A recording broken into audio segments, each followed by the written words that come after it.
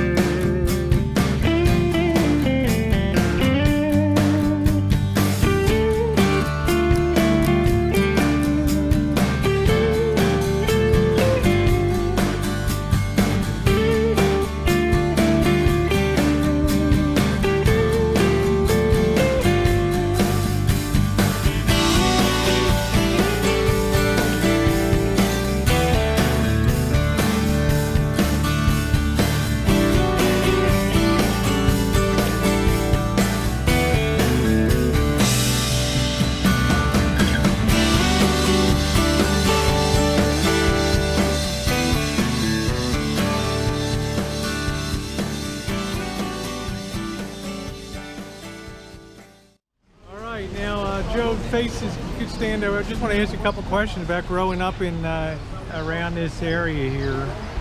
And of course, Joe grew up in around Ybor City. What was the best thing about the culture down here? Or, the culture and the underground tunnels.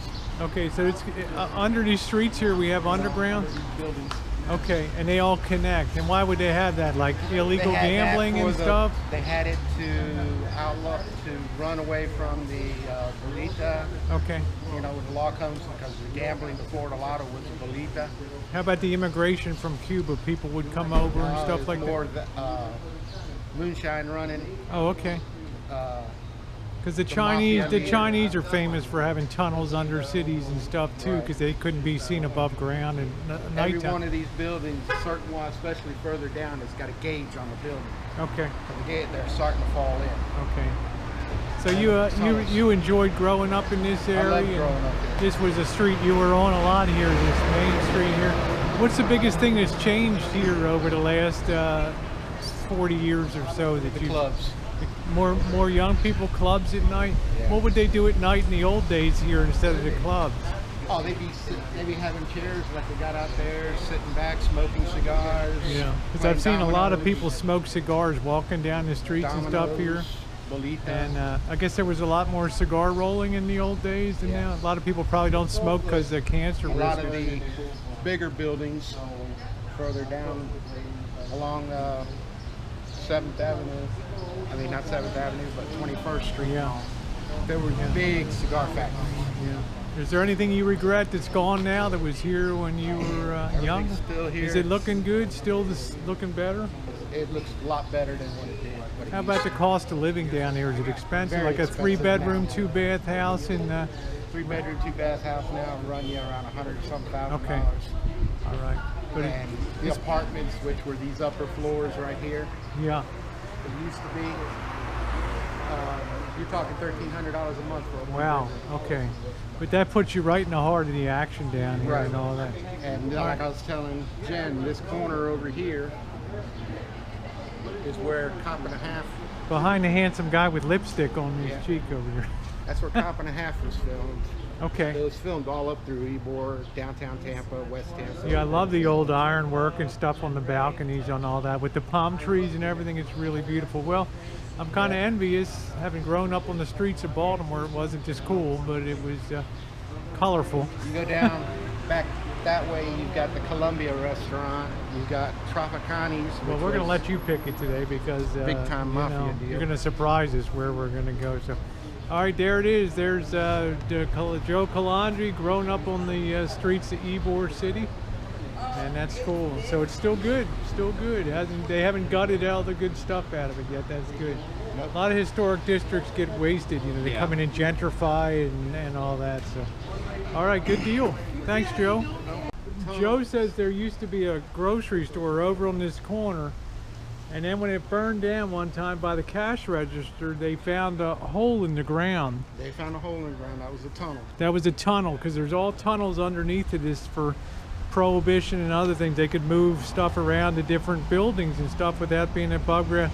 So when it would, then what would happen? It would flood. Where would the water come in The from? water flooded in when they were putting the fire out, because it was a 4-alarm. Oh, okay. It was a 4-alarm fire. So it was a huge fire over their grocery And store. They flooded it, and it went down it. The water went down through the tunnel, Yeah. went up and up that way, down this way.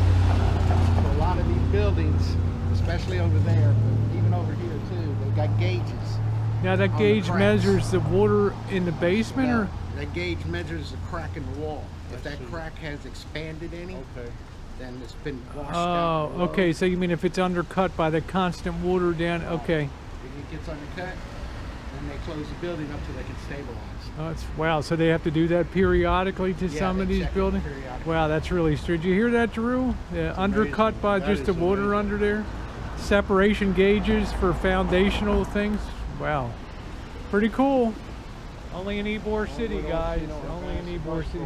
We can cross over here and just make our way back. It's a shady side. Beautiful. Okay.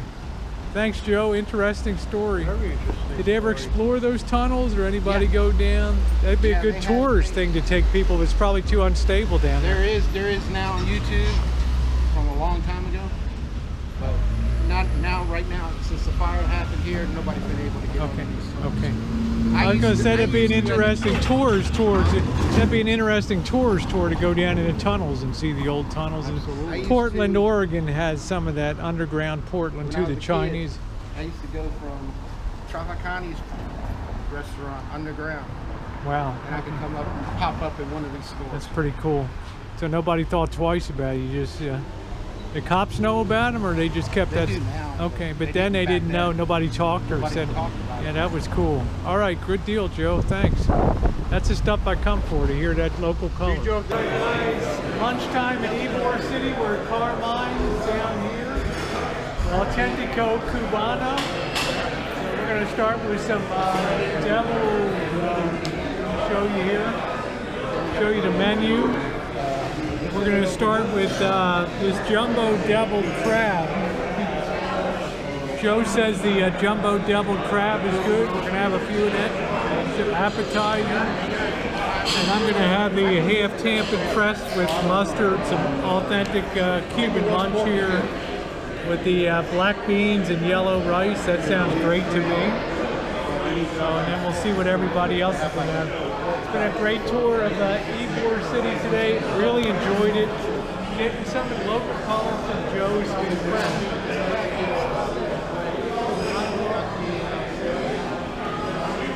Joe recommended coming down the farm line, deviled crab. Dory's giving his dogs a rest now. Dogs are gone. All right, here we go. Everybody's got their food.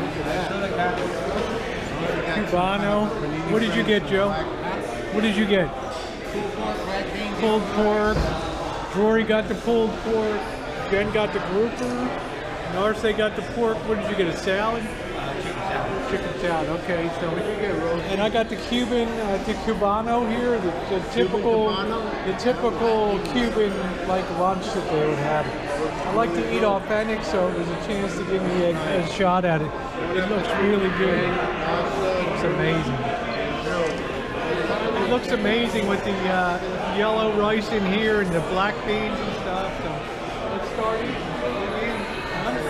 You're smiling. Hey Marshall, you know what, bro? This is eating in high style here, right? This is how. Any message you want to show your uncle? Beep. Never mind.